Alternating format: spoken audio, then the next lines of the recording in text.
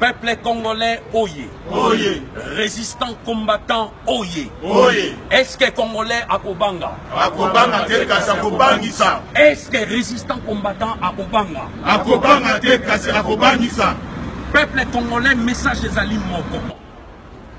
Lelo toyebi mutu oyo azali ko parrainer concert wana ezali Bolloré. Nous luttons aussi contre le multinational.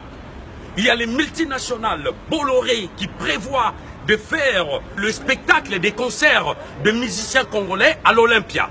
Et nous appelons aussi, pas seulement les peuples congolais, nous appelons aussi les peuples africains de venir boycotter ces concerts contre les multinationales Bolloré qui est les pilleurs et qui détruit et qui déstabilise le continent d'Afrique. Kabila nous tue tous les jours. Kabila est en train de massacrer la population congolaise.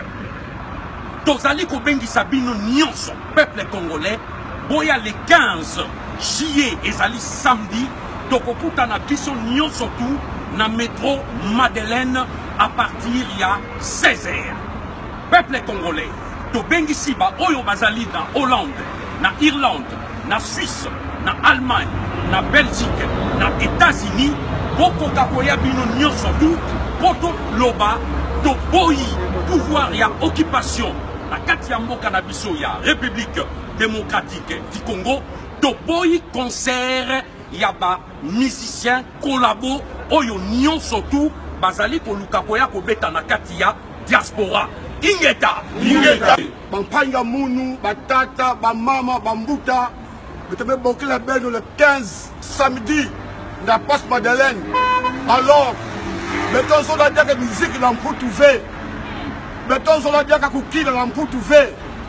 Quand la journal, on pas de la casse, il va y avoir le awa peut-être qui n'a diaka fait. Alors, Nye, Gritier, Ouattana tout vie, on a sur la musique dans Poutou. Ingeta, peuple congolais, Abou, Kia. Ingeta. Peuple congolais, Mboka Nabiso, ils ont déjà la Moboulou. Toza ko benga bino nyonso tuboya awa partir le 15 na métro Madeleine tokutana biso surtout tozala wana pona ko kanga makambo ya musique ya héritier toza na poste musique te tokutana na 16h métro ligne 8 na 14 na métro Madeleine. Peuple congolais ingeta